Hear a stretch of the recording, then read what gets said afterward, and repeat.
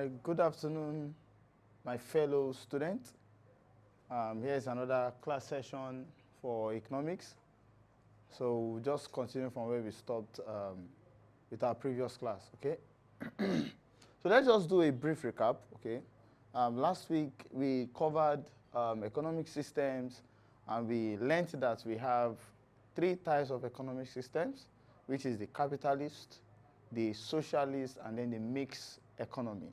And we learned some few of their features and characteristics, and we discussed a little on their advantages and disadvantages. And then we now moved ahead into the price system. And the price system,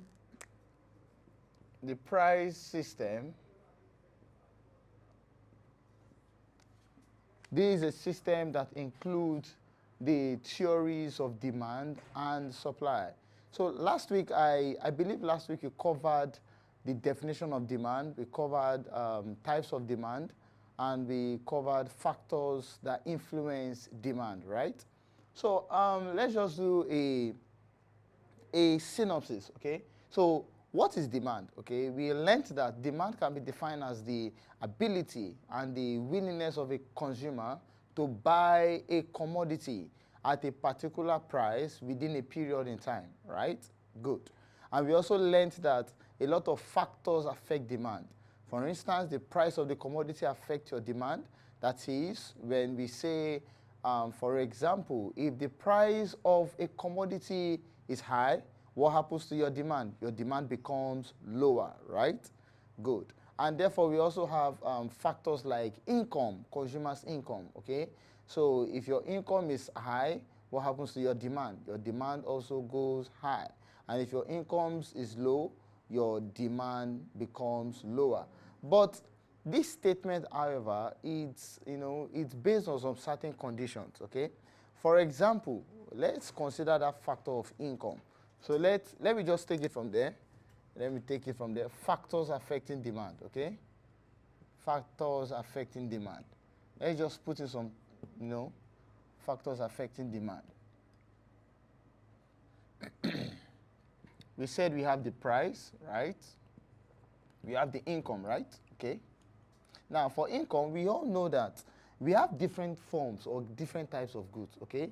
We have what you call luxury goods, right? We have what you call necessity goods, and we have what you call normal goods, okay? Now, when you say a luxurious goods now, okay? A luxurious goods are goods that are, that are very expensive, right? Now, those kind of goods, okay? We all know those are the kind of goods consumed by the wealthy people, right? So, people of low incomes, okay, they don't consume those kind of goods, okay? Even though their income has increased over a period of time, considering it at ceteris paribus, and the meaning of ceteris paribus means what? All things being equal. Now, at ceteris paribus, someone that earns probably, let's say, let's say 25,000 naira, okay? Come on.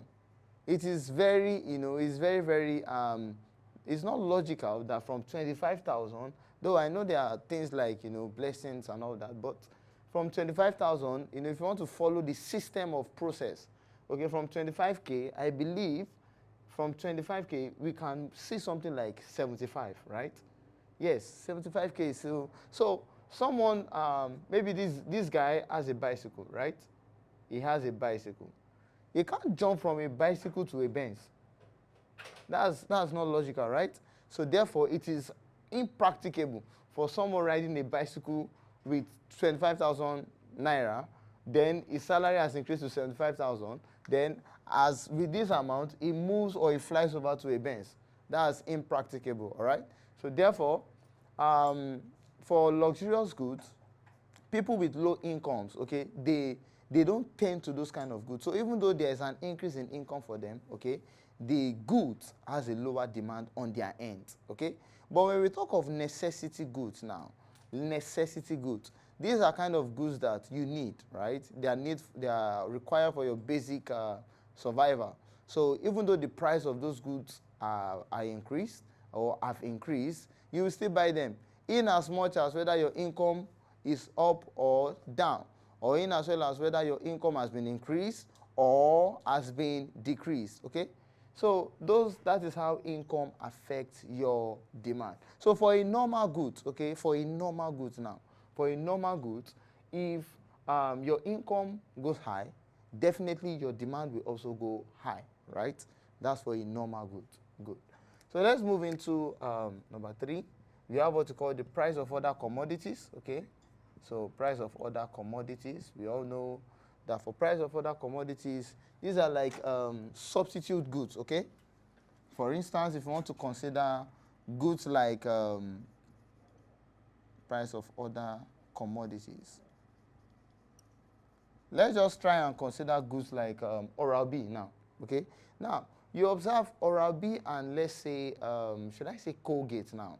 Now, the both of them, you know, they are substitute. They are perfect substitutes, okay? So it means if you don't take Oral-B, okay, you can take what? Colgate, because they are more like, it is a substitute in terms of quality, okay? Now, so when the price, okay, of probably, let's say, Colgate goes up, are you getting it now? Then, since Oral-B and Colgate are of the same quality, you can decide to go for what? Oral-B. Because the price of each substitute has what? Has been increased. Okay? All right. Then we also have something like weather. Okay? Weather can, you know, influence your demand in the sense that probably if there's rainfall, something like that, okay, during season summer, okay, all these kind of things affect your demand. Demand for umbrella, even demand for some foodstuffs, okay? For example, during rainy season, people tend to eat corn, right? Good. So those are the weather conditions there. Then we have another one. We can say something like taste. Taste and fashion. Taste and fashion. Taste and fashion. So when we say taste and fashion, what do we mean by taste and fashion?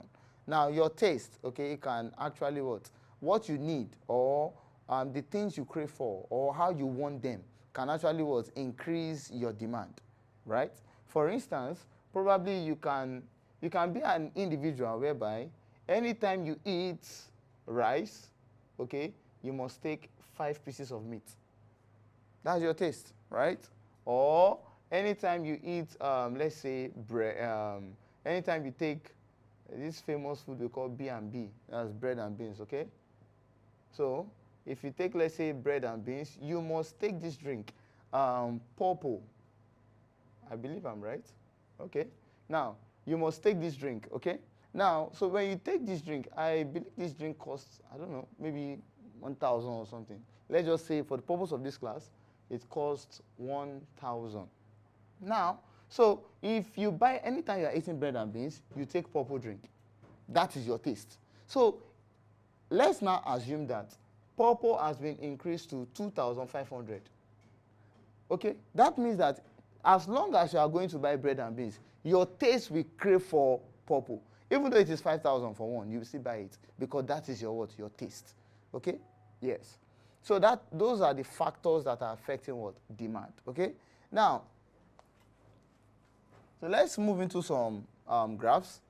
There's something we call change in quantity demanded. And there's something we call change in demand. So let me kind of have a semi-division here. So I will have here change in quantity demanded.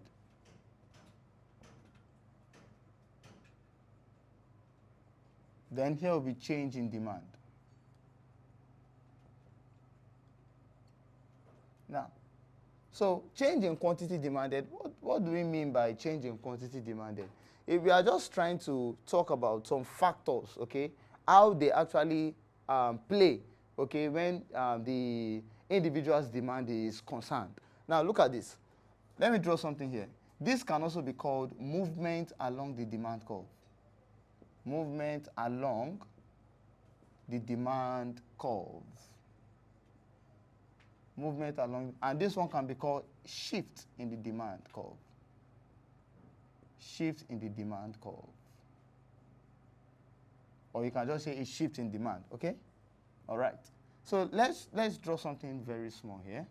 So we all know the demand curve is what? Is moving from what? Left, from right to the left. So this is my demand, okay?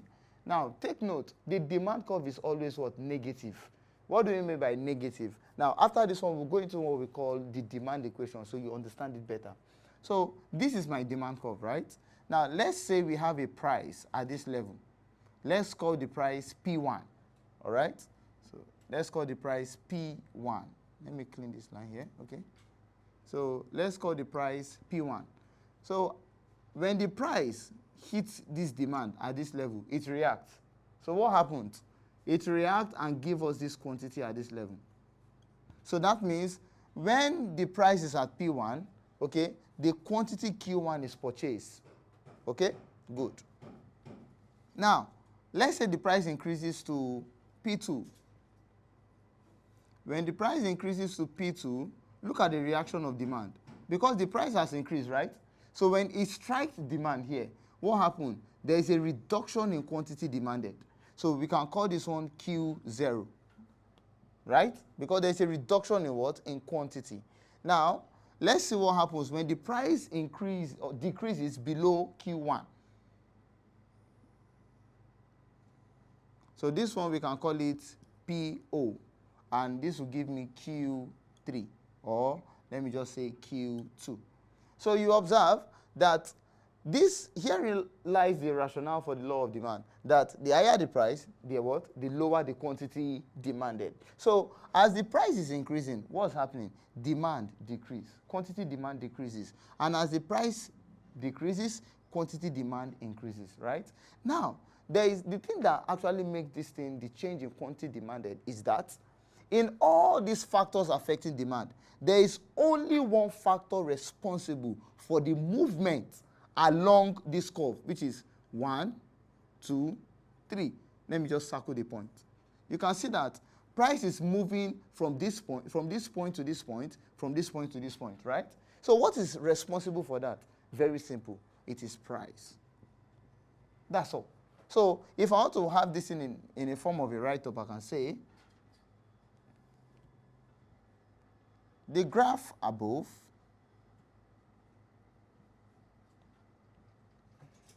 depicts a change in quantity demanded.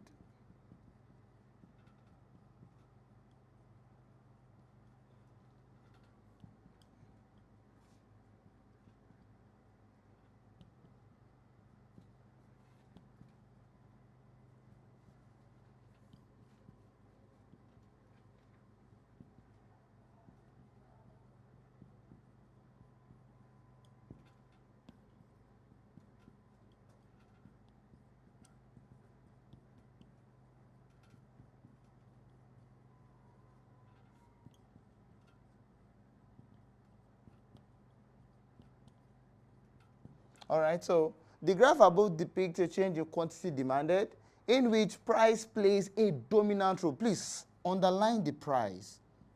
Now, what price are we looking at here? We are looking at the price of that commodity, not the price of other commodities, okay?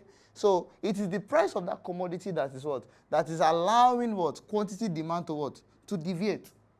Are we there now? Because price is what? Is fluctuating. So therefore, that makes it that price plays a dominant role, while other factors like income, price of other commodities, weather, taste and fashion, actually they do not play any active role.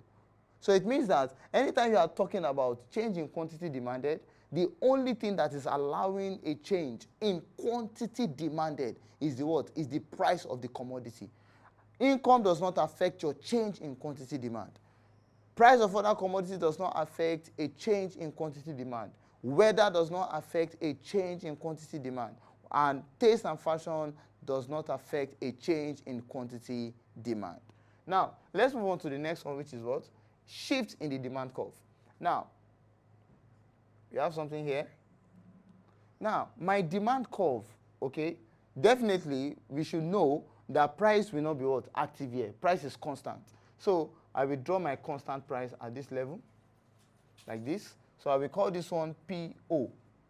Let me just call that PO because my price is constant, okay? Now, my demand curve, you need to draw a demand curve. So this is my demand curve. Don't forget, it's always moving from right to the left. So I will call this one D. Let me call this one DO and DO.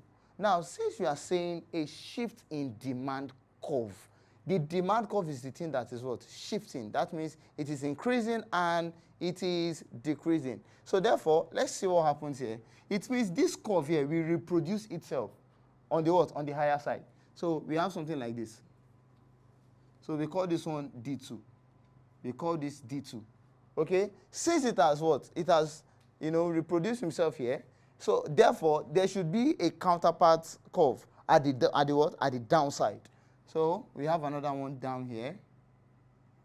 All right. So we can call this one D1. Okay? Now, so it means that we just draw a line here to show the quantity. I'll call this one Q1. So let me just make my D at this level. So D1. Then I will also come here. I'll do the same. So my DO is here. So I will call this Q. So let me make it, synonymous to what I've written here. Okay. So here is D1. So Q1. Here is DO. QO. Here is D2. Q2. Okay. Now it doesn't actually, matter if you can write Q1, Q2, Q3. It doesn't matter. The most important thing is that you understand the concept. And what is the concept? The concept is that price is what is fixed. What is fixed now? Price of the commodity is fixed. Okay? Now, where is an increase and where is a decrease? This is the increase. Let me tell you. Now, watch. From here, from this DO to D2 is what? Is an increase. Okay?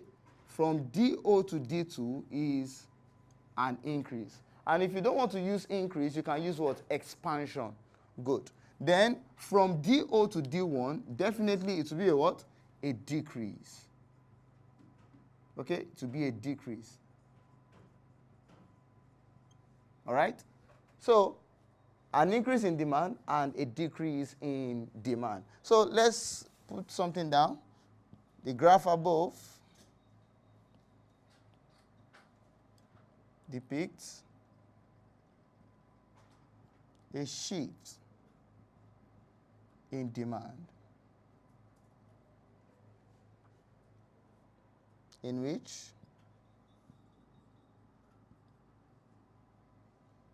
demand increases from DO, right? This DO, to here now, D2, right? Good. To D2, and decreases from DO to D1. As a result of other factors of demand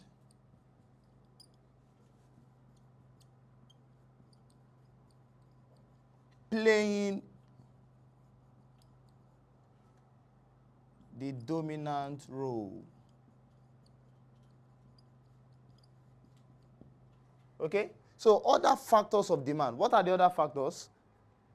The income, price of other commodities, weather, taste and fashion. Okay? So those are the factors that is allowing this demand to move from DO to D2, or decreases from what?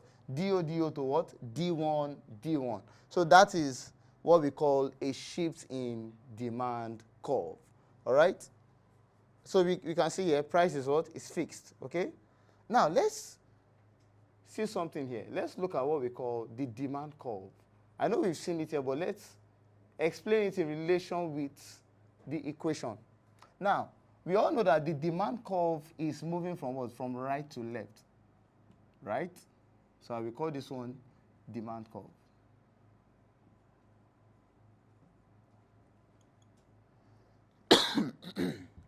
Now, look at this demand curve, okay? So let me write my, okay, Let me just put my D, okay? Now, in definition, okay, in definition, we can just say demand curve is the graphical relationship, okay, between price and what? And quantity demanded. Very simple. Between what? Price and what? Quantity demanded. So where is my price? This is the price and this is what? Quantity. But the most important thing to understand here is that this demand curve is a negative curve. Why is it a negative curve? Now look at it. For example, you have a friend, okay, and you've set a course to move from, let's say, you are Mr. A, and your friend is Mr. B. All right? Now, both of you, you've set your course to move on a particular journey. Maybe you left your house, both of you left your house, okay? And you are going to maybe the market. Now, both of you, this is it here. Both of you are going to the market. This is it. But suddenly, something happened. Mr. B decided to what? To stop and what? And make a U-turn back to the house. And what happened to Mr. A? Mr. A keeps going to the where? To the market. You observe that both of them are what? They are not agreeing. Okay? It means one is going to the market, the other one is going where? To the house. So what is happening there? It means there's a what? Negative relationship between the both of them. One is going forward, the other person is moving backward.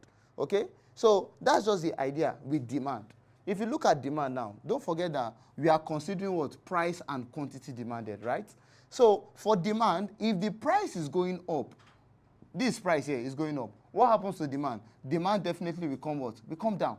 So if demand is coming down, it means both of them are not agreeing. They are what? They are having what you call an inverse relationship. Inverse what? Relationship. So we can call it inverse relationship or negative relationship. Are we okay now? Good. Now, there is a particular year in Jamb, they asked a question like this. They said, the law of demand, the law of demand can be expressed as I. I'm sure seeing a question like this, I'm sure you'll be expecting the higher the price, the higher the quantity demanded. Have you now? Good. Now, look at what they gave you. They said QD equals FP. They said QD equals F open bracket 1 over P. They now wrote P equals F 1 over QD. They wrote IV, that is P equals QDF.